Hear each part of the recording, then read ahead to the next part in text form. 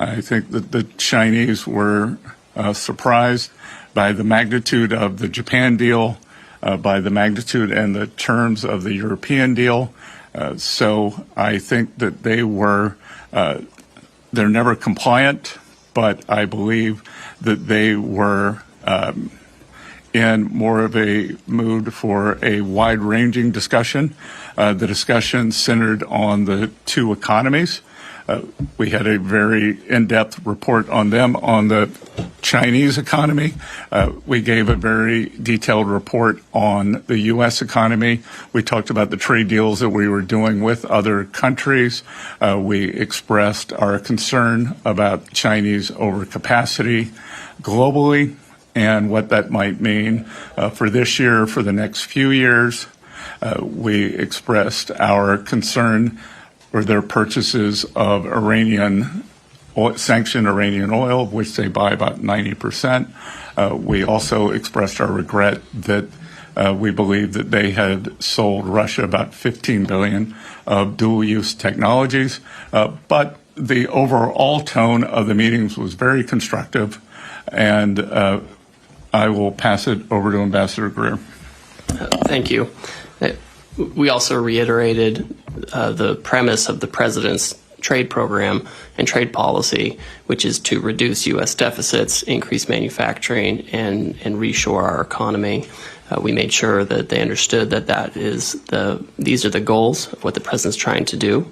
And again, we expressed our satisfaction that many of our major trading partners have come along with this. President von der Leyen on Turnberry on Sunday, when I was there, she specifically mentioned that the U.S.-EU deal is about rebalancing and trying to rectify the giant EU surplus with us. And so we've been happy to be working so constructively with many of our partners.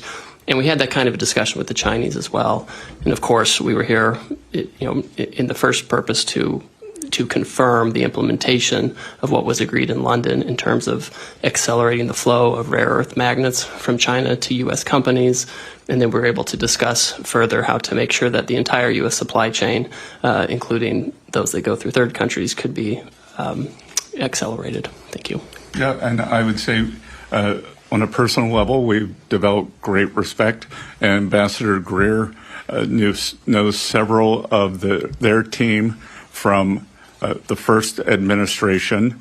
And again, I think it was the level of momentum and the entire reordering that President Trump has done of the global trading system. So now here you have the two largest economies in negotiation. And as I've said before, and we reiterated to them, we don't want to decouple. We just need to de-risk with certain strategic industries, whether it's the rare earths, semiconductors, medicines, and we talked about what we could do together to get into balance within the relationships. Ambassador Greer has made the fantastic point that for decades the U.S. trading system sacrificed manufacturing for to be able to sell whether it was ag or natural resources. And now under President Trump, as you've seen with the Japan deal, with the Europe deal, we are able to do both. We are able to reshore manufacturing and also do substantial purchase agreements of U.S. ag and energy. We had Li Changgang speaking to reporters shortly after the end of the talks today, and he mentioned an extension of the pause. Can you give us some details on that, how long that's going to go on for, and how will it work?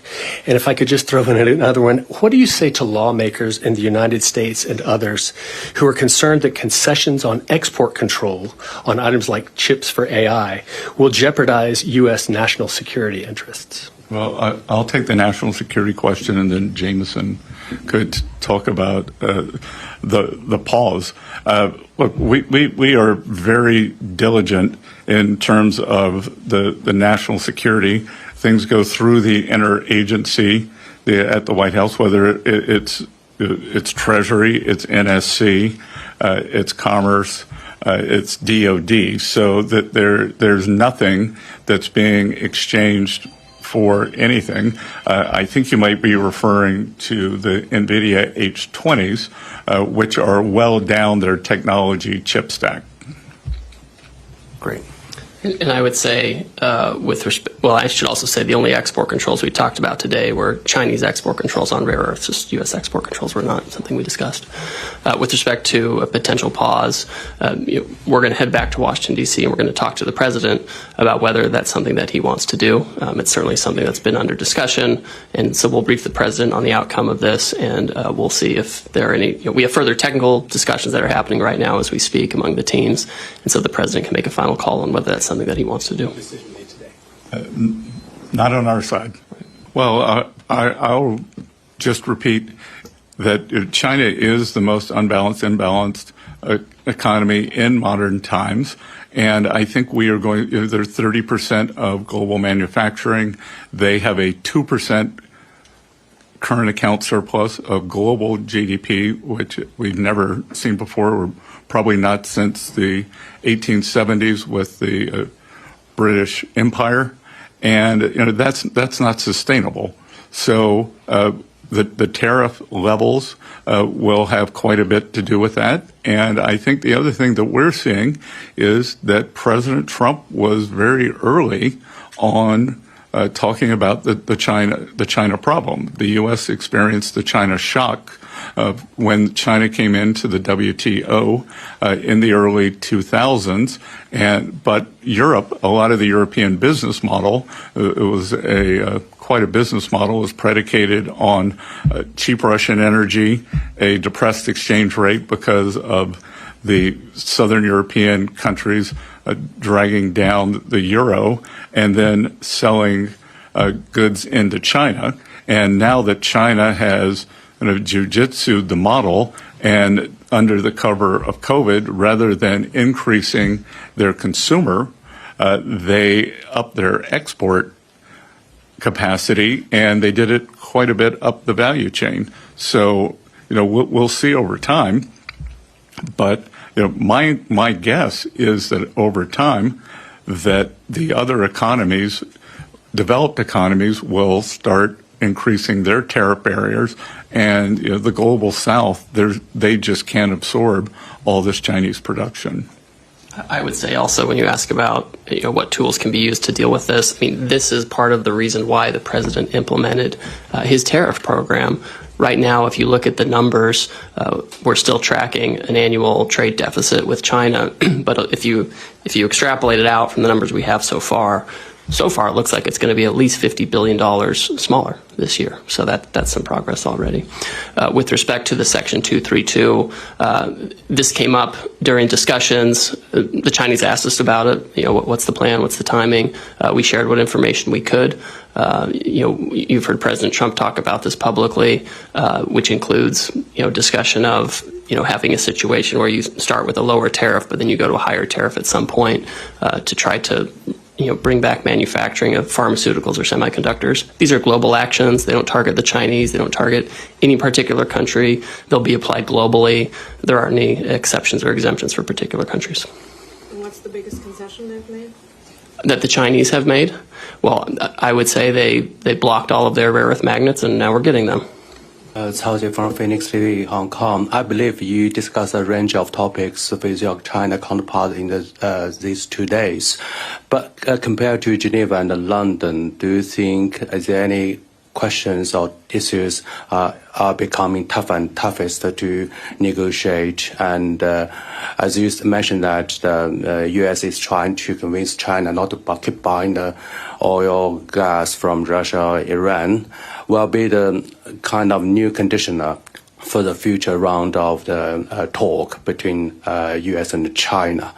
And also, I want to know, since U.S. government has pushed the tariff globally, to say push the tariff to a very high peak since 1930, as some newspapers said.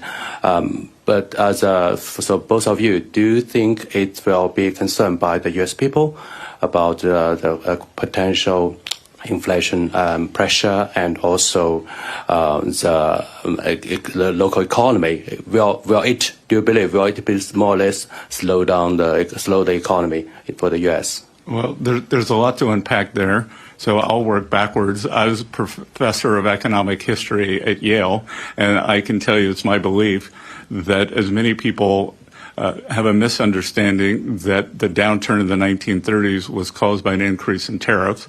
It wasn't. The stock market crashed in 1929. There was also a very large tax increase in the U.S. We just did the largest tax cut in history. The U.S. economy is starting to fire on all cylinders right now. We actually, in May, saw the biggest downturn in inflation in 4 years. So the U.S. economy is doing quite well. And I will tell you, rather than the talks getting more difficult, I actually think that they are getting more engaged. There was a in Geneva, very narrow issue with the magnets. In London, the talks went to a wider aperture. And here, we're able to discuss more and more things. This report that we gave each other on the economies, on the outlook. So I would say it's just the opposite. The purpose of meeting frequently is to have personal relationships, have understandings, and show respect and mutual cooperation. I think Jameson, Ambassador Greer, has been dealing with the Chinese much longer than I have. Yes, I have. No other comments, though. Great. Hi, thanks. Secretary, question about Russian oil. As you know, the president has threatened possible tariffs on countries that continue to buy Russian oil 100%. China is the largest purchaser of that commodity. What was your message to the Chinese about Russian oil?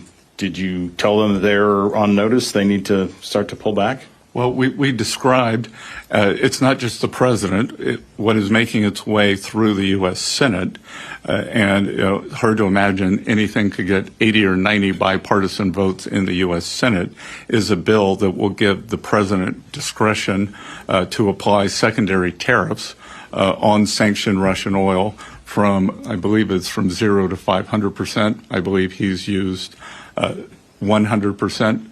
And we've heard from several of our European counterparts, NATO allies, even Canada, well, Canada is in NATO, that they will be following on that. So we would expect most of the Western alliance that has been supporting Ukraine to follow on that. So I think anyone who buys sanctioned Russian oil should be ready for this. What was their response to that warning? The Chinese take their sovereignty very seriously. We don't want to impede on their sovereignty, so they'd like to pay 100% tariff.